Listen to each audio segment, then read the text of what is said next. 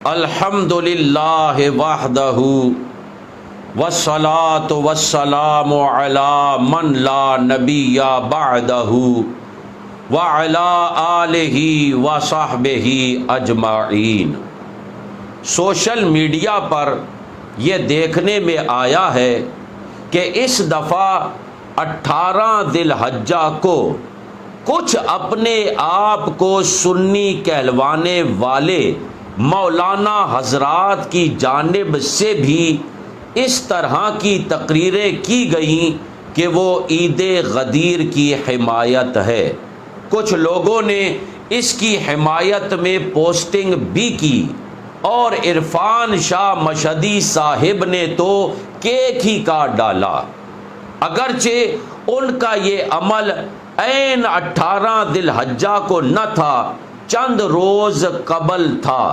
نام جشن ولایت رکھا اور عین 18 ذی الحجہ کو اس کی ویڈیو کو اپلوڈ کیا۔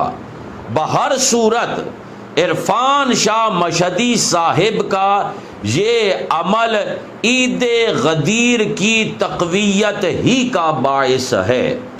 اعلی حضرت امام اہل سنت مجدد دین و ملت نائب غوث اعظم مرشد اہل سنت الشاہ احمد رضا خان علیہ رحمت الرحمن فتاوی رضویہ شریف کی 30ویں جلد صفحہ نمبر 72 پر فرماتے ہیں، حکم دو قسم ہے، ذاتی کہ اس کے نفس ذات کے لحاظ سے ہو، اور عرضی کہ بوجہ عروض عوارض خارجیہ ہو۔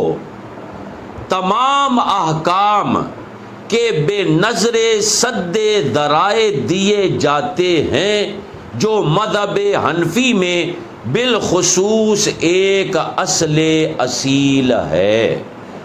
یعنی اعلی حضرت امام اہل سنت رضی اللہ تعالی عنہ فرماتے ہیں کہ کسی چیز پر حکم دو طرح سے ہوتا ہے، ایک تو اس چیز کی نفس ذات کی وجہ سے حکم ہوتا ہے، اور دوسرا اس چیز کی نفس ذات کی وجہ سے حکم نہیں ہوتا بلکہ دیگر عوارض کی وجہ سے ہوتا ہے۔ اعلی حضرت امام اہل سنت کی یہ بات انتہائی قابل غور ہے کہ آپ فرماتے ہیں فقہ حنفی کے اصولوں کا اصول ہے کہ حکم بنظر سد ذرائع، یعنی فتنوں کے راستوں کو بند کرنے کے اعتبار سے حکم دیا جاتا ہے۔ عید غدیر پر ان دونوں طرح سے ناجائز کا حکم ہوتا ہے۔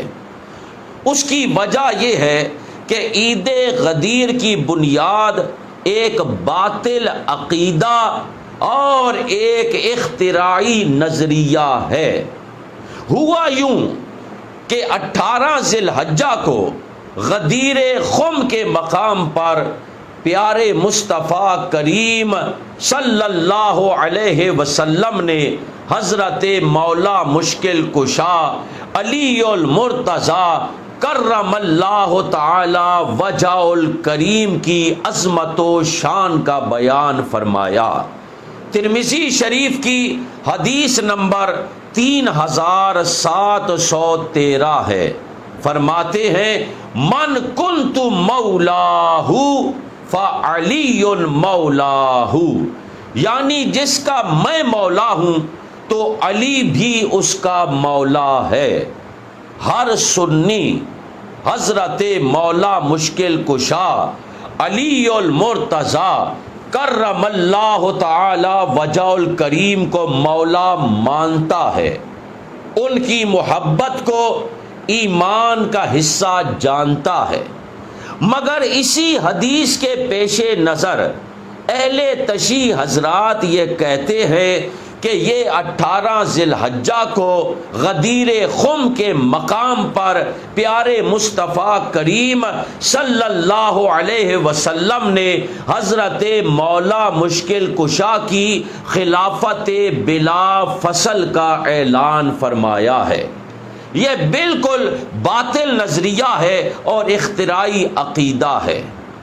مولا کے معنی کیا ہوتے ہیں اس کی تحقیق پر پھر کسی اور ویڈیو میں بات کروں گا۔ یہاں میں صرف اتنا کہتا ہوں کہ اگر والی کائنات، محبوب کبریا، تاجدار انبیاء، پیارے مصطفیٰ کریم صلی اللہ علیہ وسلم نے ایسی ہستی کے لیے خلافت بلا فصل کا اعلان فرما دیا ہو جو کہ شیر خدا ہیں، تو پھر یہ تصور بھی کیسے کیا جا سکتا ہے کہ کوئی اور شخصیت خلافت پر متمکن ہوگی؟ یہ بالکل بے بنیاد نظریہ ہے۔ اب اگر کوئی شخص اس بے بنیاد نظریے کے تحت عید کرتا ہے، خوشی کرتا ہے، جشن مناتا ہے، عید غدیر مناتا ہے، تو اس کا یہ عمل نفس ذات کی وجہ سے ناجائز ہوگا۔ اس عمل پر حکم بنفس ذات ہوگا کیونکہ یہ گمراہی ہے۔ اور اگر کوئی شخص کہتا ہے کہ میں اس عقیدے کی بنیاد پر جشن نہیں منا رہا، میں جشن ولایت منا رہا ہوں، یا وہ کوئی اور نیت پیش کرتا ہے، تو اس وقت ناجائز کا حکم بنظر سد ذرائع یعنی فتنوں کا دروازہ بند کرنے کے اعتبار سے دیگر عوارض کے تحت ہوگا، پھر بھی ناجائز کہلائے گا۔ اور وہ دیگر عوارض یہ ہیں کہ اس کے اس عمل سے رافضیت کو ہوا ملے گی، عوام الناس کے گمراہی میں پڑ جانے کا اندیشہ ہوگا، اور یہ تشبہ بالغیر ہوگا۔